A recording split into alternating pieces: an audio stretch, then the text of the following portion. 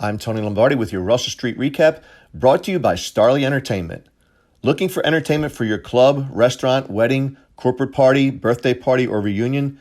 Starley Entertainment is the region's most diversified provider of quality entertainment.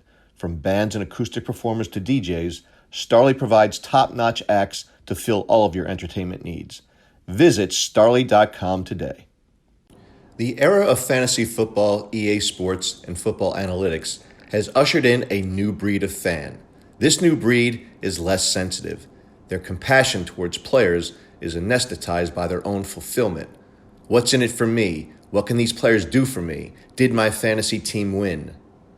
They are all in on results, and their patience for substandard performance is thin.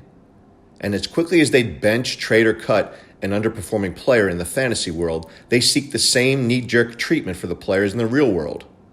And then there are those old school fans, those who remember the days when John Unitas and Raymond Berry could be seen perfecting their timing in a neighborhood park, or Artie Donovan knocking back a case of Schlitz in a local watering hole. They'll tell you stories about how tough those players were, how they weren't coddled like today's athletes, and how they had to work in the off-season to make ends meet because Friday paychecks in football weren't all that much better than the Bethlehem Steel plant workers' take-home pay. Those were the days, they'll tell you, and to hell with these modern-day pansies who make millions just to show up on Sunday to play a kid's game.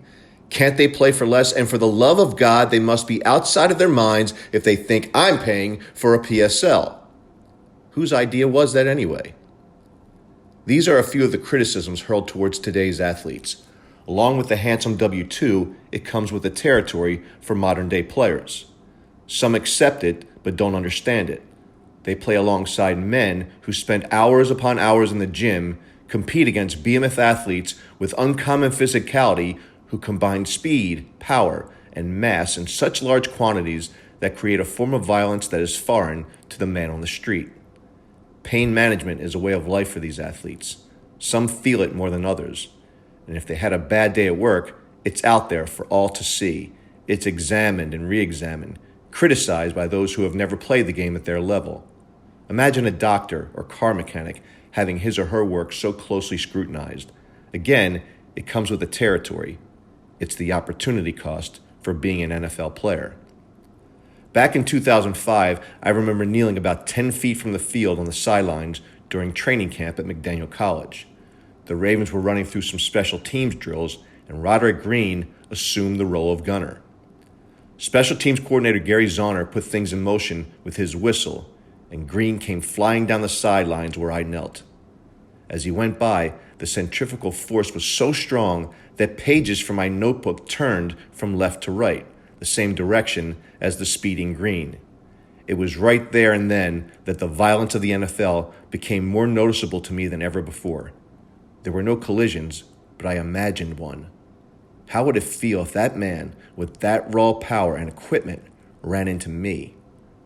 I equated it just running full speed into a parked car. And this wasn't even game speed. I can't even begin to understand how these players feel by mid-season, how broken their bodies must be. So for those fans, both old school and new school, who think these guys are bums or they are soft, keep in mind that they are the best in the world at what they do, and to achieve that, they sacrifice their bodies and their future health. I'm Tony Lombardi.